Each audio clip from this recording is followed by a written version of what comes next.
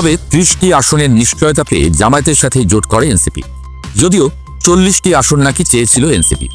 যাই হোক, জামায়াতের সঙ্গে জোট বাঁধাকে কেন্দ্র করে কিংবা তারেক রহমানের সুদিন দেখে এনসিপি থেকে এই কয়দিনে যে কয়জন নেতাকর্মী পদত্যাগ করেছেন তাতে দলটির অবস্থা এখন যেন অর্জুন গাছ, ছাল নাই নাই অবস্থা। এই অবস্থায় শোনা গেল জামায়াত নাকি এনসিপিকে 10টির বেশি আসন দিতে চায় না। এ নিয়ে হাস্যরস সৃষ্টি হয়েছে সামাজিক যোগাযোগ মাধ্যমে। বিশ্লেষকরা বলছেন এটি জামায়াতের দুধ এবং ঘোলের রাজনীতি। 2025 সালের 28 ফেব্রুয়ারি এক আকাশচুম্বী প্রত্যাশা নিয়ে এনসিপির জন্ম। জুলাই বিপ্লবের পর ছাত্রনেতারা যখন নতুন বন্দোবস্ত ডাক দিয়েছিলেন তখন সাধারণ মানুষের মনে ধারণা জন্মেছিল যে আওয়ামী লীগ এবং বিএনপির বাইরে হয়তো একটি শক্তিশালী তৃতীয় ধারার উত্থান ঘটবে।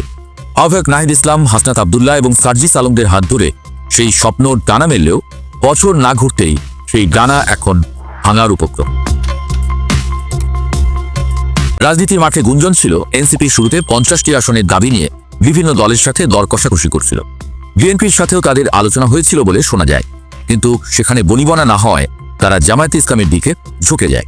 জামায়াতও শুরুতে এনসিপিকে কাছে টানতে বেশ উদারতা দেখায়। জামায়াত আমির ডাক্তার শফিকুর রহমানের সাথে এনসিপি নেতাদের একাধিক বৈঠকের পর 30টি আসনের সমঝোতার খবর চাউর হয়। এনসিপির কর্মীরা ভেবেছিলেন, যাক, অন্তত 30টি আসনে তো ধানের শীষ বা দাঁড়িপাল্লার বিপরীতে তাদের শাপলাকলি বা অন্য কোনো প্রতীকের জোর লড়াই হবে। কিন্তু এখন মুদ্রার অপর পিঠ দেখছে এনসিপি। নির্বাচনের তফসিল ঘোষণা এবং জোটের আনুষ্ঠানিকতা যত এগিয়ে যাচ্ছে, জামায়াত তাদের আসল রূপ দেখাতে শুরু করেছে। জামায়াত এখন এনসিপিকে 10 থেকে 12টির বেশি আসন দিতে নারাজ। জামায়াতের যুক্তি, মাঠ পর্যায়ে এনসিপির ভোট ব্যাংক নেই, তাদের জনসমর্থন শুধুই ফেসবুক আর ইউটিউব কেন্দ্রিক। তাই 30টি আসন ছেড়ে দিলে সেগুলো মহাজোট বা বিএনপির হাতে চলে যাওয়ার শঙ্কা রয়েছে। জামায়াতের এই ইউটার্ন এনসিপির জন্য বিশাল এক ধাক্কা। 30 আসনের মূলা ঝুলিয়ে জামায়াত এনসিপিকে জোটে ভিড়িয়েছে ঠিকই, কিন্তু এখন আসন ভাগাভাগি টেবিলে এনসিপি রেখেছে তাদের থলে অনেকটাই শূন্য। নেতাকর্মীদের দল ছুটের মিছিল। গাজীপুরে এনসিপির যে অর্ধশত নেতাকর্মী বিএনপিতে যোগ দিয়েছেন তা কেবল হিমশৈলের চূড়ামাত্রে। দেশের বিভিন্ন প্রান্ত থেকে একই খবর আসছে, বিশেষ করে উত্তরবঙ্গ এবং চট্টগ্রাম অঞ্চলে এনসিপির দুর্গ বলে খ্যাত এলাকাগুলোতেও ফাটল ধরেছে। কিন্তু কেন এই গণপদত্যাগ? প্রথমত আদর্শিক দ্বন্দ্ব। এনসিপির মূল ভিত্তি ছিল বৈষম্য বিরোধী ছাত্র আন্দোলন। এই আন্দোলনের সাথে যুক্ত অনেক প্রগতিশীল এবং সাধারণ শিক্ষার্থী জামায়াত ইসলামীর সাথে জোট করাটাকে সহজভাবে নিতে পারে। দলের ভেতরেই একটি বড় অংশ মনে করে জামায়াতের সাথে জোট করা মানে জুলাই বিপ্লবের মূল স্পিরিট বা চেতনা থেকে সরে আসা। দলের যুগ্ম সদস্য সচিব মীর আরশাদুল হকের পদত্যাগ এবং 30 জন নেতার জোট বিরোধী চিঠি সেই ক্ষোভেরই বহিঃপ্রকাশ। তারা পরিষ্কার বলেছিলেন, ক্ষমতার লোভে আদর্শ বিসর্জন দিলে এনসিপির আর কোনো স্বতন্ত্র অস্তিত্ব থাকবে না।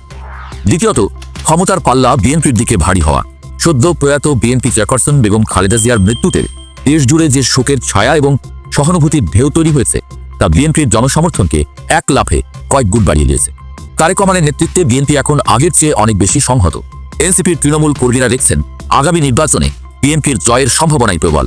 ডুবে যাওয়া জাহাজে বসে না থেকে তারা তাই জেতা ঘোড়ায় বাজি ধরতেই পছন্দ করছে।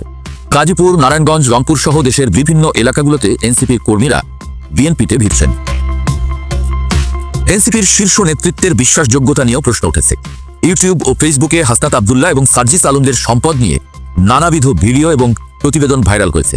যদিও এসবের সত্যতা নিয়ে বিতর্ক আছে, তবুও সাধারণ মানুষের মনে তাদের সততা নিয়ে যে প্রশ্নচিহ্ন তৈরি হয়েছে তা অস্বীকার করার উপায় নেই।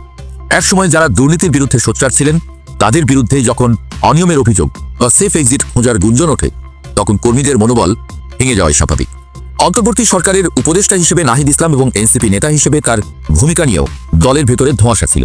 দলের অনেক নেতাই অভিযোগ করেছেন জোট গঠন বা আসন ভাগাভাগির সিদ্ধান্তগুলো গণতান্ত্রিকভাবে নেওয়া হয়নি।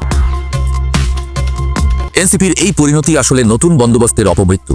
যে স্বপ্ন দেখিয়ে তারা দল গঠন করেছিল সেই স্বপ্ন এখন ক্ষমতার রাজনীতির চোরাবালিতে হারিয়ে যাচ্ছে। আগামী 12 ফেব্রুয়ারি 2026 অনুষ্ঠেয় নির্বাচন এনসিপির জন্য বাঁচা মরার লড়াই।